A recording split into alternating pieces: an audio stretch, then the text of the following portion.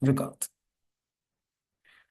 Ok, bueno, justamente nos quitaron la inspiración en el momento de la pregunta de José. José pregunta que si el tipo de A, en este caso acá, el tipo de A, acá, lo cambio a char, seguiría funcionando lo que estoy haciendo. Esa es tu pregunta, José, ¿verdad? ¿Sí? Ve acá, sí, ok. Sí va a seguir funcionando, no va a haber ningún problema. Pero claro, ya creo que José tiene una idea de por qué eso va a seguir funcionando, ¿cierto? Es contenido un poquito más avanzado. Y eso tiene que ver porque, así como les estoy diciendo que los enteros in está contenido. Claro, puede seguir funcionando, pero no para todos los casos, José. Porque si se devuelve un 3000, ya sabes que el char no va a poder soportar ese 3000, ¿cierto? Entonces lo va a interpretar como cualquier cosa. Pero hay unos casos en el que sí pudiese darse esta situación. Les estaba comentando que los enteros están contenidos en los reales, ¿cierto? O sea, en los float, vamos a llamarlos así, float. Y los char, aunque son caracteres, para la parte de control del computador, los char están contenidos en los enteros. Y esto es Como la tabla, porque ¿no?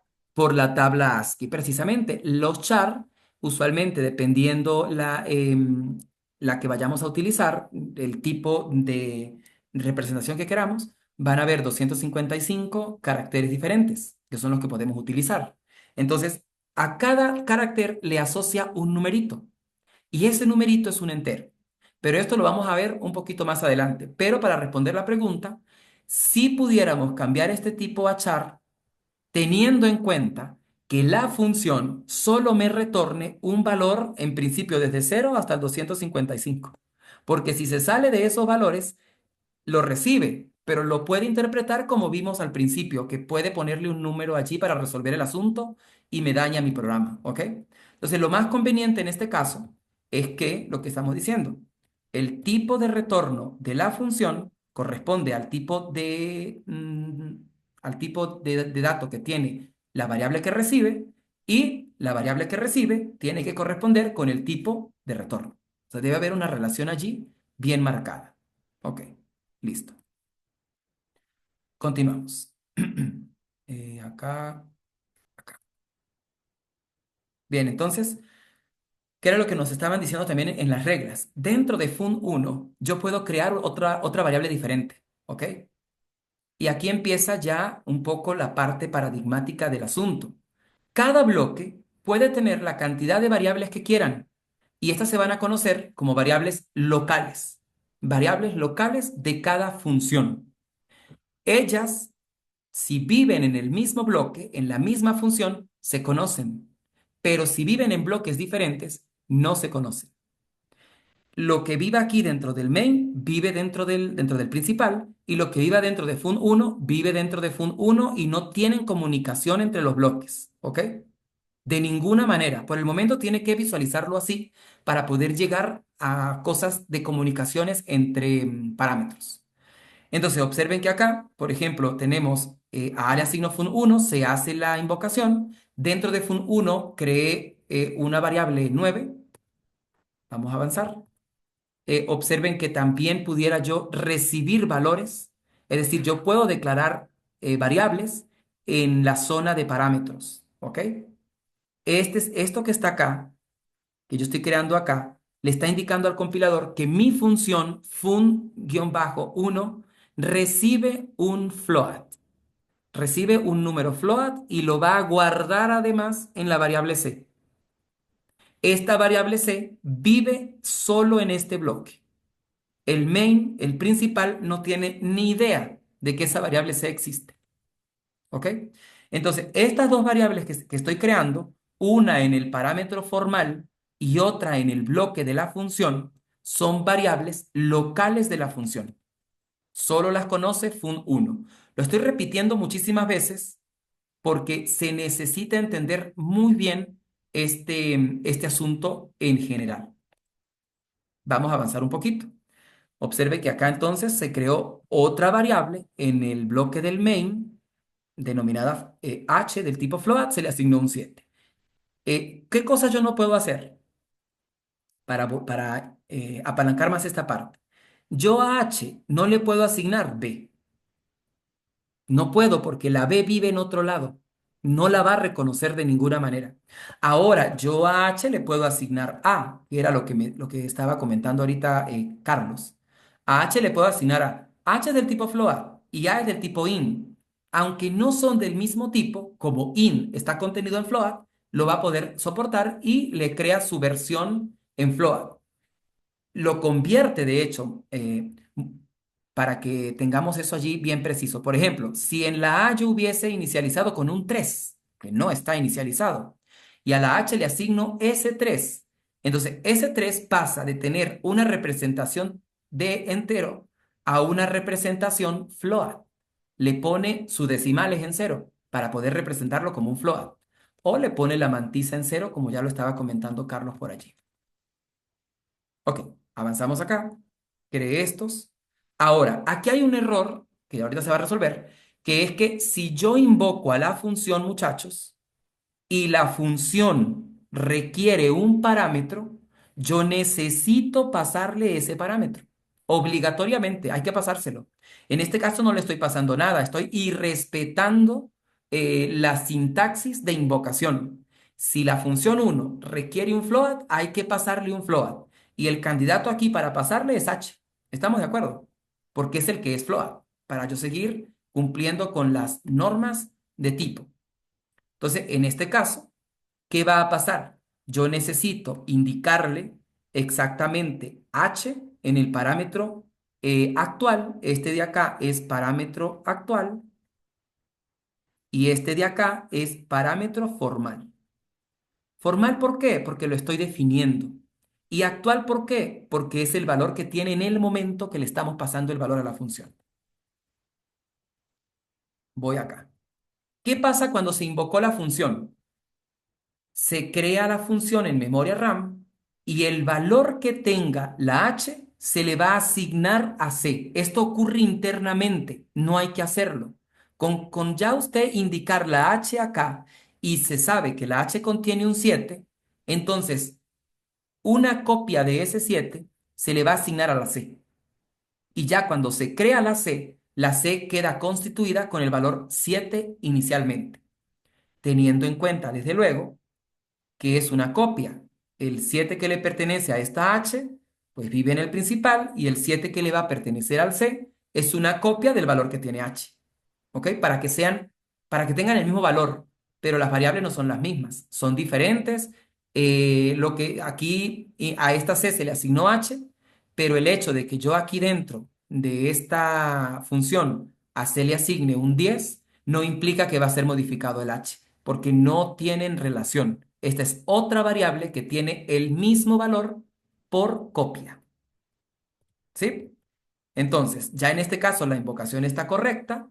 Se supone que fun1 va a hacer algo con SC. Esto es, claro, a manera de ejemplo. Ok. Observemos que aquí hay un cambio, ¿no? Si yo quisiera retornar C, aquí observen que se cambió para retornar C. Estoy retornando C, pero C es del tipo float, porque así se creó. Entonces, ¿qué cambios hay que hacer? Primero, si yo quiero retornar C, que es del tipo float, entonces el tipo de retorno debo cambiarlo de entero a float, porque esa es la primera parte. Y la otra cosa que tengo que tener en mente es que quien va a recibir tiene que tener el mismo tipo del retorno. Entonces aquí le cambié de in a float para que tenga sentido. ¿Ok? Entonces, cualquier cambio que se haga, tenemos que tener la conciencia plena de lo que estamos haciendo. ¿Qué retorna la función? ¿Quién va a recibir? ¿Qué es lo que yo quiero lograr con esa función? Acá, bueno, ya aquí el ejemplo se complica un poco más. Observen que acá mi fun1 está recibiendo dos parámetros. Primero recibe un float, luego recibe un entero. Y en ese orden, no es que usted primero manda el entero y luego el float, tiene que ser en ese orden. Y acá entonces observe que se creó una variable f a la que se inicializó con el número 5 y se le pasó la h y la f. En ese orden, la h es del tipo float, recibe un float, y la f es del tipo int, recibe un int. ¿Qué es lo que está ocurriendo internamente? Como H tiene un 7, a esta C se le asigna un 7. Y como F tiene un 5, a esta H se le asigna un 5. Pero atención, esta H no es esta H. Se pueden llamar iguales, pero no son lo mismo. Es como que en el Vigía puede existir un Daniel y en Mérida Centro puede existir otro Daniel. Se llaman igual, pero no son la misma cosa, no son la misma persona. En este caso, no son la misma variable. Observen que incluso esta h es del tipo entero y esta h es del tipo float. Una vive en el principal, la otra vive en fun1 y no se conocen ni se conocerán. Eso es lo importante ponerlo ahorita, en contexto a priori para poder montarnos en el aparato. Ahora acá, se crea una variable x del tipo float, que es local de fun piso 1. A x se le asigna c por h, es una operación que se está haciendo. Y lo importante acá es ver los tipos de retorno. C es del tipo float, retorna un float y se le asigna a alguien que también es del tipo float. Todo está en orden. Acá pueden haber las sentencias que queramos porque aquí no estamos solucionando nada, solo estamos haciendo un ejemplo introductorio para ir conociendo las funciones desde su parte teórica. Vamos a hablar entonces de variables y constantes locales. Toda variable o constante declarada dentro del bloque de una función es una variable local. Solo pueden usarse dentro del bloque donde fueron declaradas. Las variables y constantes locales son destruidas al terminar de ejecutarse la función. Por eso es que el main no se va a enterar nunca de que esas variables existieron, porque cuando la función termine de ser ejecutada, todo es limpiado de la memoria RAM. Las variables o constantes en condición de parámetros actuales solo pasan el valor que contienen a la función invocada. Vuelvo acá. Las variables o constantes en condición de parámetros actuales, recuerden que el parámetro actual es donde yo invoco la función. Por ejemplo, en el principal solo pasan el valor que contienen a la función invocada. Es decir, si la variable h contiene un 7, pasa el 7, no pasa la variable. La variable se queda viviendo en el main tranquila y sin modificaciones.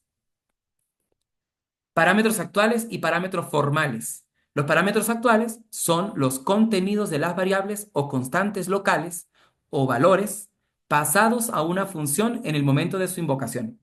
Los parámetros formales son entonces las variables o constantes locales de la función invocada declaradas para recibir valores en la función que la invocó. Pase de parámetros por valor, que es lo que estamos haciendo. Consiste en el pase del valor de una variable o constante local a otra función, que es lo que estábamos haciendo mandando la h, mandando la f. Estamos pasando por valor o por copia, también se dice. El pase de parámetros por valor no permite que la función invocada pueda ver la dirección de memoria de la variable o constante pasada, es decir, que no sabe dónde está ni quién es quien pasó la variable, por lo que no puede alterar su valor en la función donde fue declarada. La cantidad y tipo de parámetros a pasar debe corresponderse biunívocamente entre los parámetros actuales y los parámetros formales. ¿Ven?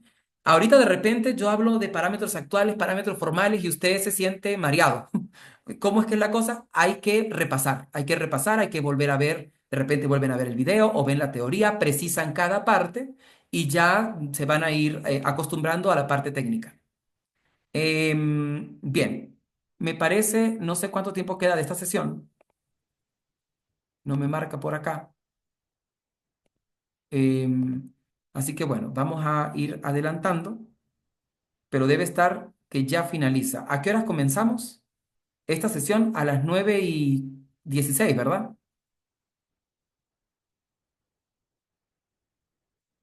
Sí. Ah, pero volvimos a entrar, es cierto. Ya había finalizado y volvimos a entrar. Entonces vamos a, sí, la nueva fue casi a las 10, es cierto. Entonces vamos a tomar otro receso de 10 minutos y volvemos para la parte de problemas. Vamos a hacer algunos problemas para ir precisando lo que son las funciones. El próximo sábado vamos a ver procedimientos, ¿ok? En extenso, completo, con base de parámetros por referencia. Y ya con eso tendríamos toda la parte teórica de lo que es la modularidad. Empezaríamos a hacer un proyecto bastante ingenioso para poder montarnos sobre orientación por objetos y disponer de por lo menos 10 semanas para estar en orientación por objetos y aprender el paradigma perfectamente. Listo, nos vemos entonces en 10 minutos, son las 10:13. Nos vemos, vamos a dar 15 minutos. A las 10:27. 10:27 entonces.